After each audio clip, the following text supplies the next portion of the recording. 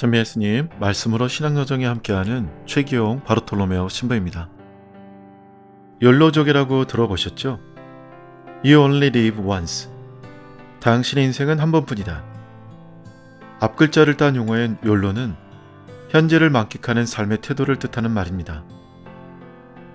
현재 자신의 행복을 가장 중시하고 소비하는 태도를 갖고 있는 욜로족은 한 번 사는 인생을 마음껏 즐기자는 생각을 가지고 있습니다. 과거와 미래가 아닌 현재를 산다는 것 중요합니다. 그리고 충분히 동감합니다. 하지만 한 가지 기억하면 좋겠습니다. 어제의 삶의 결과가 오늘이고 오늘의 삶의 결과가 내일이라는 것입니다. 그리고 한 번 사는 인생이기 때문에 그만큼 소중하죠. 그래서 헛되이 보내지 말아야 합니다. 아직 살아보지 않은 인생을 헛되이 보내지 않기 위해서는 인생의 지혜가 필요합니다. 신앙은 그 인생의 지혜를 줍니다. 당신의 인생은 한 번뿐이다 라고 생각한다면 신앙에서 그 답을 찾아보면 좋겠습니다.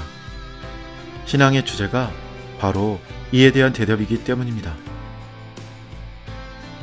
오늘 말씀 산책에서는 신앙의 힘이 거룩한 성물 그 자체가 아니라 그 성물이 상징하는 가치의 삶을 사는 것에서 나옴을 묵상합니다. 오늘 1독서를 보면 이스라엘 백성이 승리를 위해 준비한 방법이 뜻대로 되지 않았습니다. 개혁의 개가 승리를 가져다 줄 것으로 생각했으나 그러지 못했습니다. 이때 사람들은 주님에게서 멀어져 있었습니다. 필리스타인들과 한 세기 걸친 100년 전쟁에서 그들은 분명히 필리스타인들만큼 많게 되었습니다. 이 시점에 그들은 개혁의 괴가 마법의 매력처럼 승리를 보장해 주리라 생각했습니다. 그러나 불행하게도 이 일은 일어나지 않았습니다. 괴약의 개는 하느님의 약속의 상징입니다. 그의 힘은 석판 자체가 아니라 영향력이 줄어든 율법을 사람들이 충실하게 지키려고 하는 약속 이행에서 나오는 것입니다.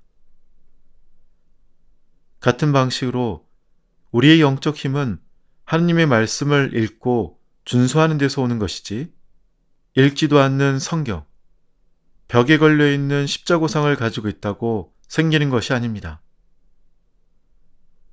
우리의 영적 힘은 예수님을 따르기로 결심한 때에 복음을 따라 사는 삶에서 오는 것이지 십자고상, 묵주, 성모상 등 종교적인 물건들로 둘러싸여 있다고 생기는 것이 아닙니다.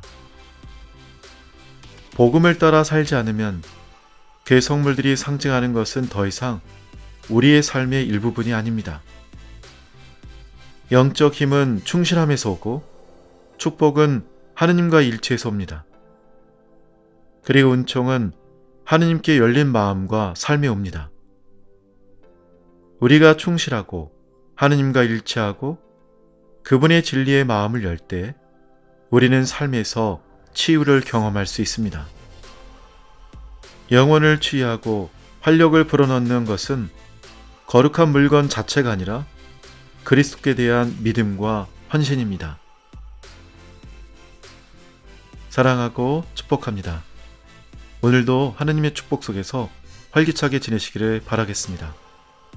감사합니다.